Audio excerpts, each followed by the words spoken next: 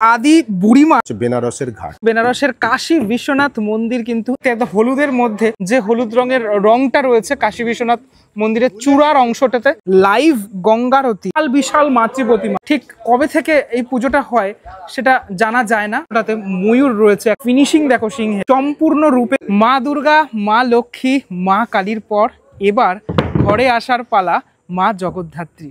আর জগদ্ধাত্রী পুজো মানেই চন্দননগর।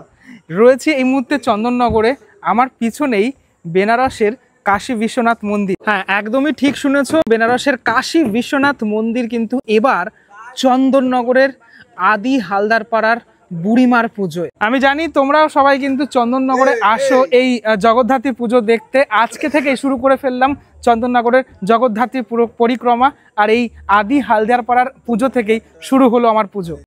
প্রথমে বলে দিই, এই জায়গাটাতে আসার জন্য রানীঘাটটা একদম কাছে, রানীঘাট থেকে একদম সহজেই আসা যায় এই আদি হালদার পাড়ার পুজোতে।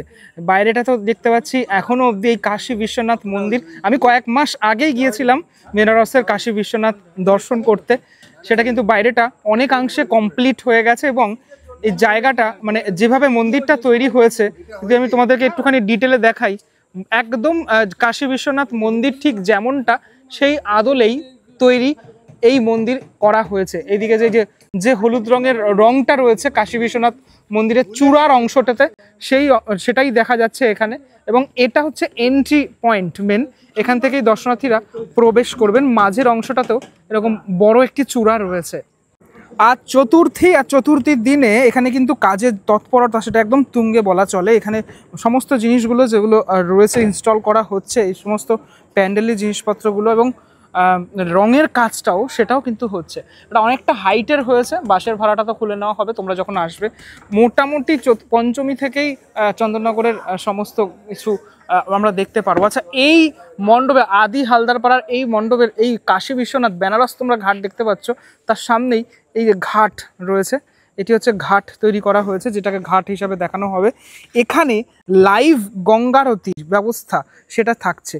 এই অংশটা জুড়েই যারা থাকবেন তারা কিন্তু এই লাইভ গঙ্গারতি সেটা করবেন। আর টোটাল এই প্রদীপ ঘোরানোর ব্যাপারটা, প্রদীপ তারা যে এখানে গঙ্গা আরতিটা করবেন, এটাকে গঙ্গা হিসাবে দেখানো হয়েছে। সেটার ছবিটা কেমনটা হতে চলেছে এটাই কিছুটা কল্পনা করলে তুমি বুঝতে পারছো। আচ্ছা, এটা কোন ঘাট একটু দেখাই। আমার না বেনারস খুব পছন্দের একটি জায়গা। দেখো, अस्सी घाट, আমি अस्सी घाटेর মানে ছবিও তোমাদেরকে দেখিয়েছিলাম, ভিডিও করেছিলাম। একদম সকালবেলা এই अस्सी ঘাটের যে গঙ্গারতি হয় সেটা অপূর্ব সুন্দর হয়। আর সেই अस्सी ঘাটের আরতিটাই এবার তোমরা আদি হালদার পাড়ার বুড়ি মায়ের পুজোতে আসলে দেখতে পারবে। এই গেল মণ্ডপের বাইরের স্ট্রাকচার এবং বাইরের ব্যাপারটা আমি তোমাদেরকে দেখানোর চেষ্টা করলাম। এখানে এই সুন্দর জলাশয়টা থাকার জন্য কিন্তু গঙ্গা আরতিটা সুন্দরভাবে ফুটিয়ে তোলার চেষ্টা করা হবে, যেটা তোমরা আসলে দেখতে পারবে। এই দিকের মানে अस्सी ঘাটে এই যে পিলারগুলো সেগুলোও কিন্তু অনেকটা সেম রকমের তৈরি করা হয়েছে, ইটগুলো বোঝা যাচ্ছে।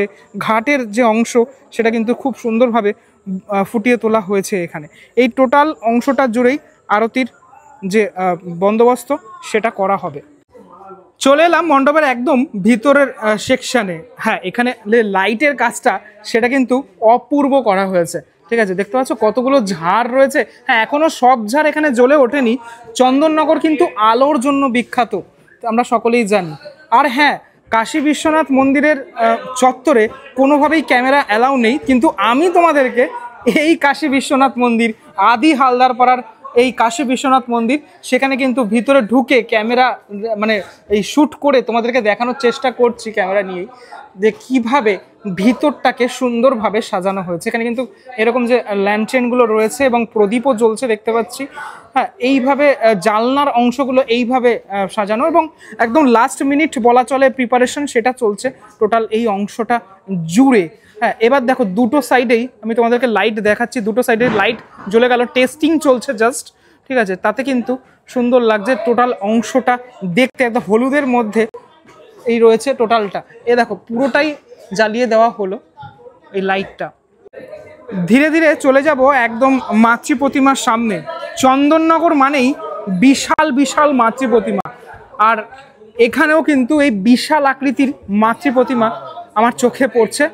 মায়ের যে সাজ, সেই সাজ এই মুহূর্তে পরানো হচ্ছে, মাকে সুন্দরভাবে সাজিয়ে তোলা হচ্ছে। আমি একটুখানি এখান থেকে দেখানোর চেষ্টা করছি তোমাদেরকে। এই মাকে, এই মা বুড়ি মা নামেই পরিচিত, যেহেতু এই আদি হালদারপাড়া, এবং এই মা ঠিক কবে থেকে এই পুজোটা হয় সেটা জানা যায় না, মানে অনেক বছর আগে থেকেই এই পুজো হয়ে আসছে। হালদারপাড়া আদি বুড়িমার এই পুজো প্রায় 250 থেকে 300 বছরের পুজো। মানে বুঝতে পারছো, মানে সঠিক যে সময়টা সেটা কিন্তু বলা ইম্পসিবল। এই হলো টোটাল ঠাকুর। আমি তোমাদেরকে একটুখানি দেখাচ্ছি, কেননা সাজ এখনো অবধি সম্পূর্ণ রূপে কমপ্লিট নয়। মায়ের মুখটা, এখানকার যে মায়ের মুখ এরকম ধরনেরই হয়ে থাকে, আমরা দেখে এসেছি প্রত্যেকবার আমি দেখি। আর একদম ওপরে সাজের এই যে ওপরের অংশটাতে ময়ূর রয়েছে একটা, নিচের অংশটাতে এই যে মানে সোনালী কালারের এই যে সাজটা করা হয়েছে, প্রত্যেক বারোয়ারির সাজ আলাদা আলাদা হয়ে থাকে, সেটা কিন্তু টোটালটাই এতটাই সুন্দর ম্যাচ করেছে যে মায়ের মুখের সাথে দারুণ লাগছে। এবং মায়ের এই যে কান পাশা থেকে শুরু করে মায়ের যে টোটাল অংশ সোনার উপর সাজে তো মা সেজে ওঠেন, সাথে সাথে এই টোটাল এই সাজটাও থেকে থাকে। এবং এখানে একটা জিনিস আমি দেখে থাকি প্রত্যেকটি পুজোতেই, যেটা দেখা যায় সেটা হলো এই তোমার মুকুটের অংশটা অনেকটা বড় থাকে, যেটা কিন্তু বেশ ভালো লাগে আমার দেখতে। এই দেখো মুকুটটা কিন্তু এখান থেকে শুরু হয়ে পুরো অনেকটা অংশ অবধি চলে গেছে। আর ঠাকুরগুলো বিশাল বড় বড় হয়ে থাকে, দেখতে কিন্তু দারুণ লাগে। এরকম বড় বড় ঠাকুর আমার মনে হয় না আর কোনো জায়গায় তুমি দেখতে পাও। এবার একটুখানি দেখা এখানে সিংহকে, ফিনিশিং দেখো সিংহের, জাস্ট অপূর্ব সুন্দর ফিনিশিং কিন্তু করা হয়েছে, এবং সিংহেরও মাথায় মুকুট রয়েছে এখানে। ওভারঅল এই বেনারসের কাশী বিশ্বনাথ মন্দিরে মাতৃ আরাধনা, মা হৈমন্তিকার আরাধনা, মা জগদ্ধাত্রীর আরাধনা, সেটা কিন্তু অপূর্ব সুন্দর। মা এখানে চতুর্ভুজা, এবং মায়ের প্রত্যেকটি হাতে অস্ত্র সেটাও কিন্তু রেখে দেওয়া হয় প্রত্যেক বছর। এমনটা নয় যে এই অস্ত্রগুলো মানে আবার কোনোভাবে হবে, মানে রেখে দেওয়া হবে, টোটাল অস্ত্রগুলোকে সংগ্রহ করে রেখে দেওয়া হবে আবার সামনের বছরের জন্য। এবং হাতের অংশটাতেও যে এখানে সাজ রয়েছে সেটাও খুব ডিটেলের সাথে করা। এই হাতের এই পার্টগুলোতে, পুরো টোটাল অংশগুলোতেই খুব নিখুঁত কাজ করা রয়েছে। মুখটাই সব থেকে সুন্দর লাগে মায়ের, এতটা মিষ্টি মুখ। আমি একটুখানি সাইড অ্যাঙ্গেল থেকে দেখানোর চেষ্টা করছি তোমাদেরকে মায়ের এই সাইড লুকটা, এই সাইড লুকটা ঠিক কতটা সুন্দর, জাস্ট ওয়াও ওয়াও। আর কিছু মানে কোনো কথা নেই, এতটাই সুন্দর মায়ের রূপ। আজকে প্রথম দিন আমি 2025-এর এই জগদ্ধাত্রী পুজোর শুরু করলাম এই কাশী বিশ্বনাথ মন্দির থেকেই, যেটা কিন্তু অপূর্ব একটা সুন্দর ঠাকুর দেখিয়ে তোমাদেরকে শুরু করলাম। এবং এই বুড়িমার ঠাকুর এত বছর ধরে এখানে পূজিত হয়ে আসছেন।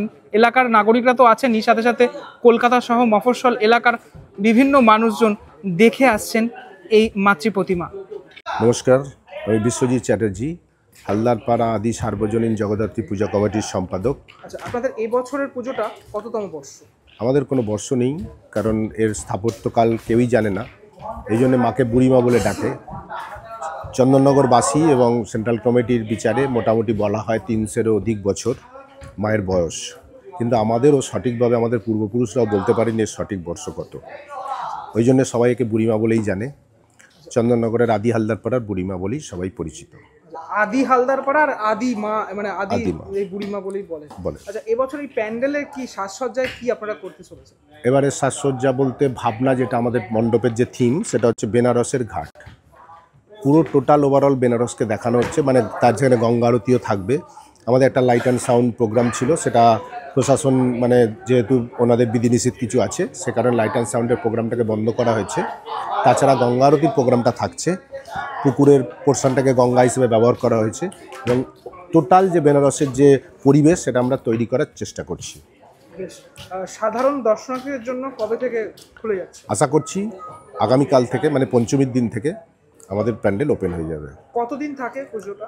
পুজোটা থাকবে আপনার এবছরে 31 তারিখ অবধি পুজো থাকছে, মানে 1 তারিখে আমাদের শোভাযাত্রা আছে, সুতরাং 31 তারিখ অবধি আমাদের মণ্ডপ থাকছে।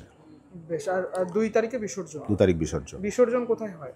এখানে চন্দননগরের যে এখানে রানীঘাট আছে, এখানে বিসর্জন হয়। চন্দননগরের যে আপনাদের জগদ্ধাত্রী পুজো, আপনি তো পুজো কমিটির একজন আমি সম্পাদক। আপনি, আপনার কাছে শুনতে চাইবো চন্দননগরের পুজো সম্পর্কে একটুখানি। চন্দননগরের পুজো হচ্ছে, এটা কি বলবো, গ্ল্যামারাস পুজো। চন্দননগরের ঐতিহ্য এটা জগদ্ধাত্রী পুজো। আমাদের এটা আবেগ, এটাকে ঘিরেই আমাদের সব কিছু। দেখুন, আমাদের অন্যান্য আমরা বলতে যাব না বা কোনো অন্যান্য জায়গার সাথে আমরা কম্পেয়ার করতে যাব না, কিন্তু আমরা মনে করি চন্দননগরের জগদ্ধাত্রী পুজোর থেকে এই ধরনের যে আমরা মণ্ডপ বলুন, শোভাযাত্রা বলুন, পৃথিবীর অন্য কোনো জায়গায় দেখা যাবে না। একসাথে এত কিছুর সম্মিলন অন্য কোথাও পাবেন না। তার সঙ্গে যে সুষ্ঠুভাবে পুজো হয়, এত বারোয়ারি পুজো করে, 280-র ওপর অধিক বারোয়ারি আছে সেন্ট্রাল কমিটির আওতায়, তারা সুষ্ঠুভাবে পরিচালনা করে চলেছে দীর্ঘদিন। সেন্ট্রাল কমিটি বাদেও তো অনেক বার, হ্যাঁ, সেন্ট্রাল কমিটি বাদেও অনেক বাড়ি আছে, তারা হয়তো প্রশাসনে অংশগ্রহণ করেন না, কিন্তু যারা করেন বা সুষ্ঠুভাবে পরিচালনা করেন এর জন্য সেন্ট্রাল কমিটিকে আমি থ্যাঙ্কস জানাবো। ওনারাও কিন্তু প্রচুর সহযোগিতা করেন আমাদের সাথে। এর সঙ্গে প্রশাসন আছেন, চন্দননগরের প্রশাসনিক যারা আছে তারাও সহযোগিতা করে। কিন্তু মেনলি চন্দননগরবাসী এবং চন্দননগরের পূজা কমিটির যারা সদস্য, তারা যে মানে মানে পুরো দিন এই ব্যাপারটাকে কন্ট্রোল করে এসছে, দীর্ঘদিন যাবৎ মানে কোনো রকম সুষ্ঠুভাবে পালন করে এসছেন। এই বুড়িমার যে হাইট সেটা কত হয়ে থাকে? বুড়িমার হাইট মোটামুটি 17 থেকে 18 ফুট। মানে সাজ মিলিয়ে? না, শুধু ঠাকুরের হাইট। আচ্ছা, সাজ মিলিয়ে তো প্রায় ধরে নিন আমাদের চালচিত্র যেটা আছে সেটা নিয়ে 28 ফুটের ওপর। এই রকম ভাবে প্রত্যেক বছর ঠিক একইভাবে। রূপের কোনো পরিবর্তন না, মায়ের রূপের কোনো পরিবর্তন হয় না। আমরা আমাদের যেহেতু পুরনো পুজো, আমরা কোনো রকম নতুন করে এক্সপেরিমেন্টও করি না। মায়ের যে সাজে চিরাচরিত দেখে আসছি সেই সাজেই আমরা পুজো করে আসছি। বেশ, আপনি একটুখানি রুটটা বলে দিন, কিভাবে মানুষজন আসবেন? মানুষজন আমাদের যদি যারা হালদারপাড়া আসতে চাইছেন, হালদারপাড়া আদি বুড়িমার পুজো বললেই সবাই চেনে মোটামুটি, তবুও বলে দিচ্ছি, যদি চন্দননগর স্টেশন থেকে নামেন, ওখানে যদি কোনো রকম হাঁটতে হাঁটতে বাগবাজার ধরে জিটি রোড ধরে এসে পাদ্রিপাড়ার ঠিক ভেতর দিকে এই পুজোটা। আর যারা মানকুণ্ডুর দিক থেকে আসছেন, হালদারপাড়া ষষ্ঠীতলা বলে একটা পুজো হয় সামনে, জিটি রোডের সামনে, তার ঠিক ভেতরে হালদারপাড়া আদি সার্বজনীন জগদ্ধাত্রী পূজা কমিটি। রানীঘাট থেকেও আসা যায়। হ্যাঁ, দর্শকদের উদ্দেশ্যে বলবো, আপনারা আসুন, উপভোগ করুন আমাদের মণ্ডপ, আমাদের মাকে দর্শন করুন। আশা করি আপনাদের সকলের ভালো লাগবে। অনেক ধন্যবাদ। পুরোটা দেখানোর চেষ্টা করলাম এই আদি হালদারপাড়ার কাশী বিশ্বনাথ মন্দির কিভাবে তৈরি হচ্ছে। কেমন লাগলো ভিডিওটা সেটা আমাকে অবশ্যই জানিও। পরবর্তী ব্লগে দেখা হচ্ছে আবারও চন্দননগর থেকে জগদ্ধাত্রী পুজো এই ভিডিও আবারও তোমরা দেখতে পারবে। চলো পরবর্তী ব্লগে দেখা হচ্ছে, ততক্ষণ জন্য বিরতি নেবো। ভালো থাকো সবাই, টাটা।